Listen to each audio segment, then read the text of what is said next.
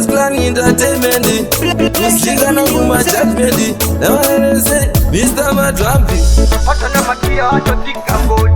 Kansalero taura testimony. Wewa ungaita aungaone wewa ikiyoni. Digati pasta.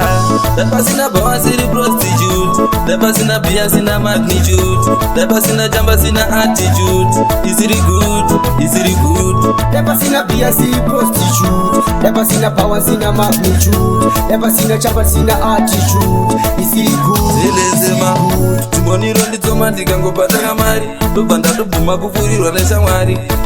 Tobva tatomukira kundarira kunyanyota mafaro kudarika zvematiri. Ndokudoshuridzira ndiite chirema. Tifambe upenyu ndichingokupa mpema. Asi kuna Mwari babashuwa tinochema. Gospel ndokumbira kamwe anofema. Dapasina bawa siri prostitute. Dapasina pia sina magnitude. Dapasina chamba sina attitude. Is it good?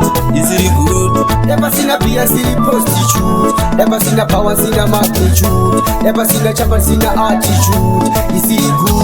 Is it good? Kurekwe mbado kusina mabonzo. Kusina chingwa shuwa kurekwe gonzo. Gonza kana iye mkoma wangu enzo. Kuti zvinhu zvese zvinake panototiwa zodzo. Pamwe ndinoshanda ndinotoka moni. Asi yandizive kuti timoni. Mweya watitsungaidza hatingaone. Mweya wari kiyoni. Digati pasta.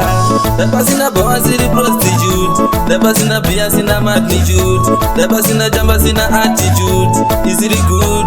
Is it good? Dapasina pia siri prostitute. Dapasina power sina magnitude. Dapasina chapa sina attitude. Is it good? Zelezema Timoniro nditsoma ndikangopata kamari. Tobva ndatobvuma kupfurirwa neshamwari.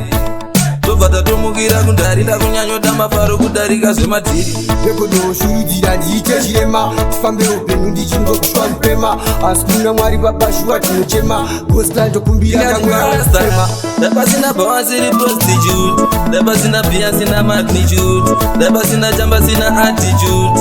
Is it good?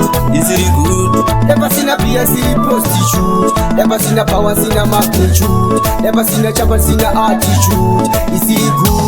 Is it good? Yo, big up Ghost Clan Entertainment. Selector Mara, Jeff Adon. Oyo Mukonyo, Ale Mukonyo.